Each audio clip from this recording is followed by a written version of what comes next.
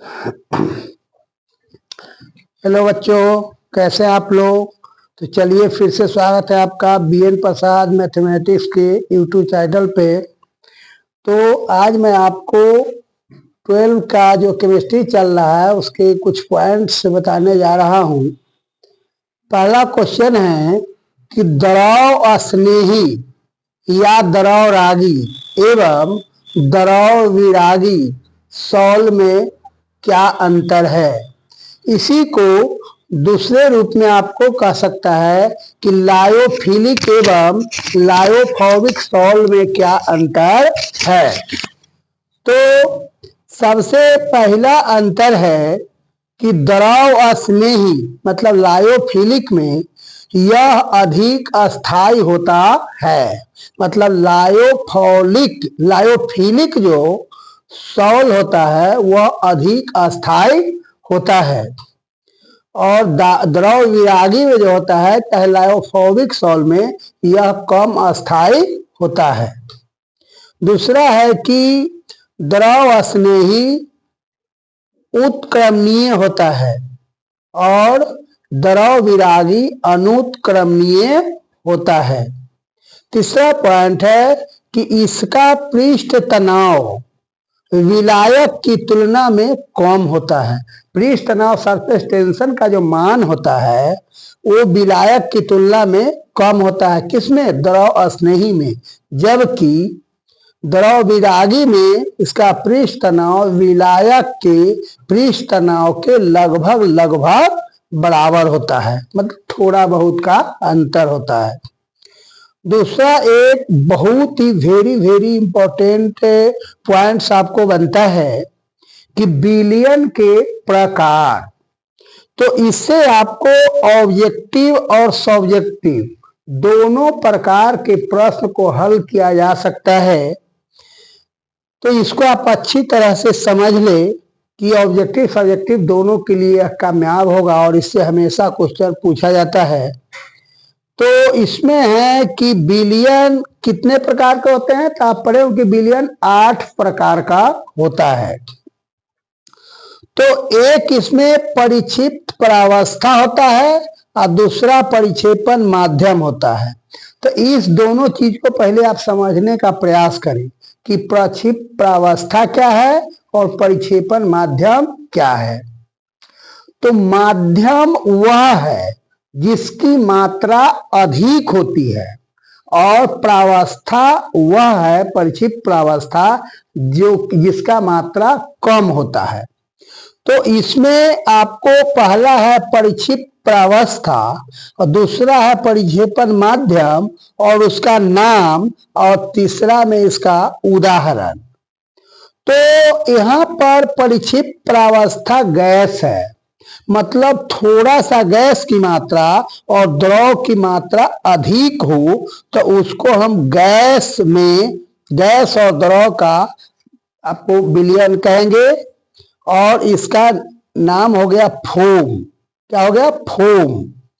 और उदाहरण में साबुन का बुलबुला या झाग।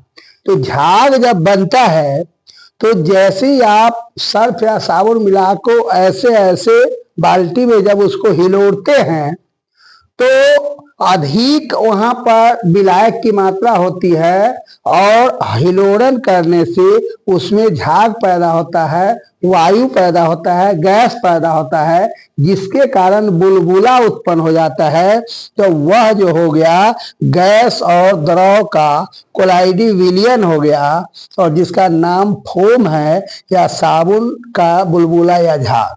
उदाहरण दूसरा है गैस और ठोस। तो यहाँ पे भी गैस की मात्रा कम होगी और ठोस की मात्रा अधिक होगी क्योंकि यह प्रावस्था है और यह माध्यम है। तो हमेशा याद रखिएगा कि माध्यम का मात्रा बहुत ज्यादा होगा और प्रावस्था का मात्रा कम होता है।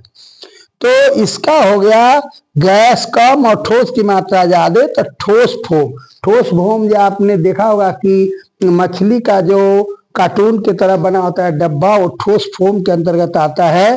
तो वह इसका एग्जाम्पल में है। तो सूखा या समुद्री फोम उसको उदाहरण में है। दूसरा है कि तीसरा कि द्रव और गैस, मतलब थोड़ा सी मात्रा द्रव का, ज्यादा मात्रा गैस का। तो इसका आपको नाम होता है द्रव एरोसोल। जैसे बादल, कुहासा। बादल और कुहासा में क्या होता है कि वायुमंडल में वहां पर गैसों की मात्रा अधिक होती है और द्रव की बूंदे यानी जल की बूंदे उसमें क्या बनाता है, बादल बनाता है या कुहासा बनाता है। तो वह इसका एग्जाम्पल हो गया कि द्रव परिक्षिप्त प्रावस्था और गैस हो गया परिक्षेपण माध्यम। तो इसका बादल या कुहासा एग्जाम्पल में है। तो कभी आपको इसको कह दिया कि बादल या कुहासा किसके एग्जाम्पल में है, तो द्रव परिक्षिप्त प्रावस्था है और उसमें परिक्षेपण माध्यम गैस है। इस प्रकार से भी क्वेश्चन पूछा जा सकता है। क्वेश्चन नंबर 4 है कि द्रव और द्रव, मतलब दो द्रव हो और एक की मात्रा कम हो और दूसरे की मात्रा ज्यादा हो, तो उसमें आपको इमल्सन या पायस इसका नाम है। तो इसका उदाहरण में दूध हो जाएगा या क्रीम या मलाई। तो आपको ये कहेगा कि इमल्सन का एक उदाहरण दे, तो आप दूध या क्रीम या मलाई कोई भी दे सकते हैं। कहेगा जब पायस का उदाहरण दीजिए तो आपको दूध, क्रीम या मलाई बता सकते हैं। इसको दूसरे भाषा में ऐसे भी पूछ सकता है कि दूध किसका एग्जाम्पल में है, तो इमल्सन या पायस के एग्जाम्पल में है। तो आप कॉन्फिडेंस के साथ इसको किसी भी तरह से क्वेश्चन घुमावे, लेकिन आप जवाब निश्चित तौर पर देने का प्रयास करें। तो अब इस बात को समझिए कि ये दोनों द्रव कैसे है और दूध इसका एग्जाम्पल में कैसे हुआ। तो दूध जो होता है, मान लिया जाए कि आपको 1 लीटर यदि आप दूध लेते हैं तो उसमें से अगर क्रीम निकालिएगा, घी निकालिएगा, तो अधिक से अधिक आपको 60-70 ग्राम घी निकलेगा।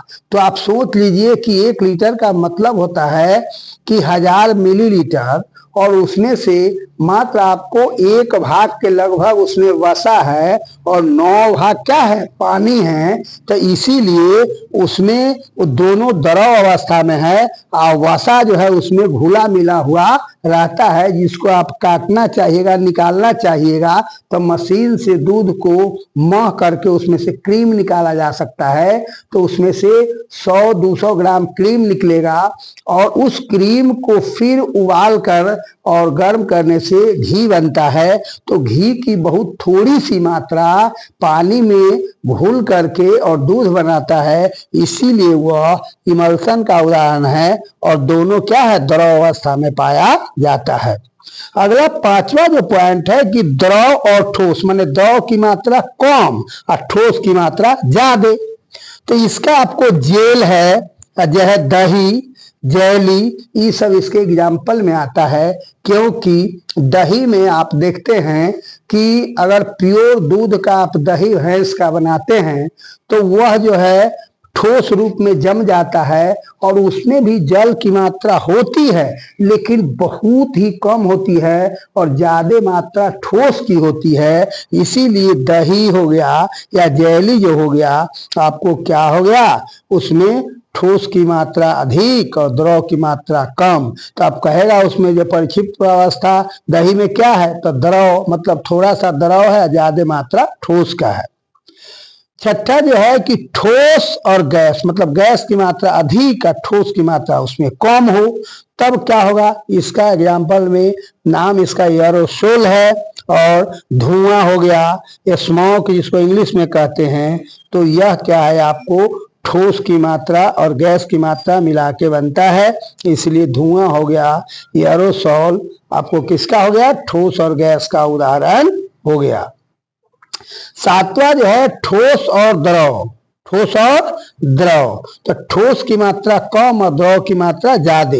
तो विलयन जो अगर हम बनाते हैं, जैसे सल्फर का विलयन, आपको नमक का विलयन, चीनी का विलयन, तो उसमें हम क्या करते हैं, यदि 100 ग्राम चीनी को और 1 लीटर पानी में घोल देते हैं या आधा लीटर पानी में घोल देते हैं तो विलयन बनता है, जिसमें ठोस की मात्रा आपको कम है और द्रव की मात्रा ज्यादा है, तो वो एक विलयन बना, या सल्फर विलयन भी इसको कह सकते हैं। सल्फर की मात्रा क्या करेंगे, पानी में घुलने का काम करेंगे। लास्ट जो है आपको ठोस और ठोस मतलब दोनों ठोस अवस्था में हो, उस सॉल क्या होता है, तो जैसे आपने मिश्र धातु पढ़ा होगा कि पीतल है, ब्रॉन्ज है, आपको अधिक गहना जो बनाए जाते हैं जिसमें सोने, प्योर सोने का गहना नहीं बनता है, इसलिए उसमें कॉपर की मात्रा मिला करके और उसको कड़ा करने के लिए उसमें मिलाया जाता है, मिश्र धातु का निर्माण होता है। तो ये सब आपको ठोस ठोस का एग्जाम्पल में है। तो ये आपको हो गया मिश्र धातु। अब अगला जो पॉइंट है आपको कि टिंडल प्रभाव क्या है, बहुत इंपॉर्टेंट क्वेश्चन है कि टिंडल प्रभाव क्या है।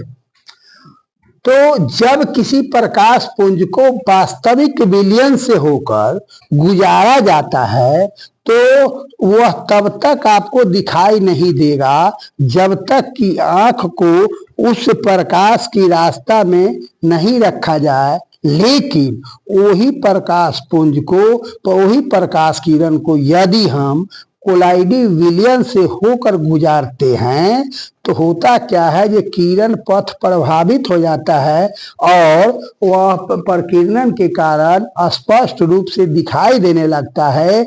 यही प्रभाव को हम टिंडल प्रभाव कहते हैं। और क्योंकि इस बात की जानकारी सबसे पहले टिंडल साहब ने ही दिया था, इसीलिए उसी वैज्ञानिक के नाम पर इस प्रभाव को हम टिंडल प्रभाव कहते हैं। अगला क्वेश्चन है कि पायस या इमल्सन कितने प्रकार के होते हैं। तो सबसे पहले यह पायस कहते क्या है, तो पायस वह कोलाइडी विलयन है जिसमें दोनों विलय और विलायक द्रव ही अवस्था में होते हैं, तो उसी को हम पायस कहते हैं। लेकिन याद रखिएगा कि यह दोनों जो द्रव होगा आपस में अमिश्रणीय होगा, मतलब बिल्कुल घुल मिल नहीं सके, वही को हम पायस कहते हैं।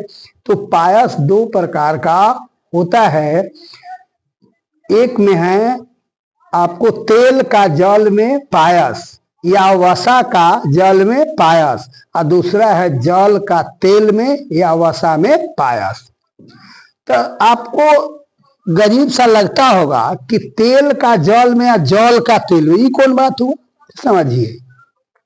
जैसे तेल का जल में पायस कहने का मतलब है कि तेल या वसा की मात्रा कम हो और जल की मात्रा अधिक हो, तो उसी को हम तेल का जल में पायस कहते हैं।